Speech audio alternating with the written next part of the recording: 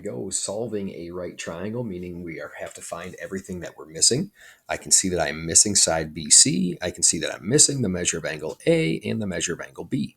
It does not matter which one I do first. I like to find the missing side because that gives me a bunch more options when it comes to trigonometry.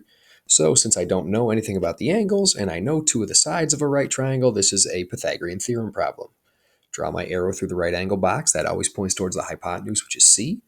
Therefore, A and B don't matter, so I'll call this A over here, and I'll call this B.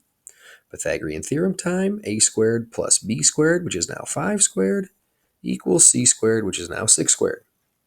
I drop down A squared. 5 squared is 25. 6 squared is 36. I subtract over 25, and I get 11. Square root, square root. Unfortunately, I do not know what the square root of 11 is. I know it's between 9 and 16, so it's 3 point something. Square root of 11, and look at that. A is 3.3. I'll round that off to the nearest tenth. Okay, so now it's up to me to determine whether I want to find angle A or angle B. Well, angle B is already marked with theta, so we might as well use it. So I already know my hypotenuse is C. Got that labeled. Check. Now, if I trace out the given angle using the trace method, angle starts with A. So this side over here that I just found, 3.3 is adjacent, which means that 5 is now opposite. Once I have my sides labeled, it's SOHCAHTOA time. SOHCAHTOA.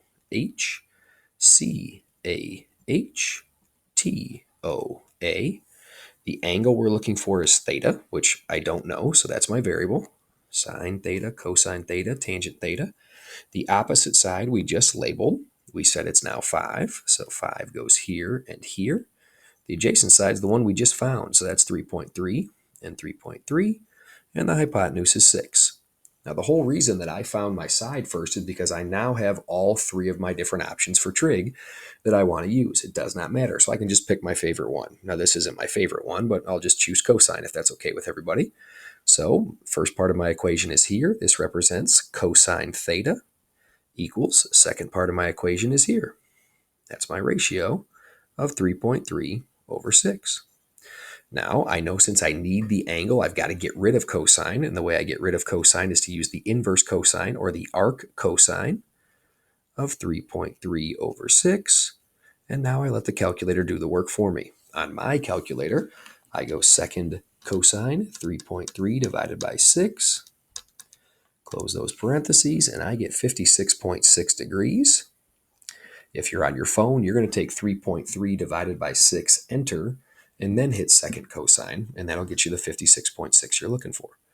Okay, great. I have now found 2 out of the 3 things.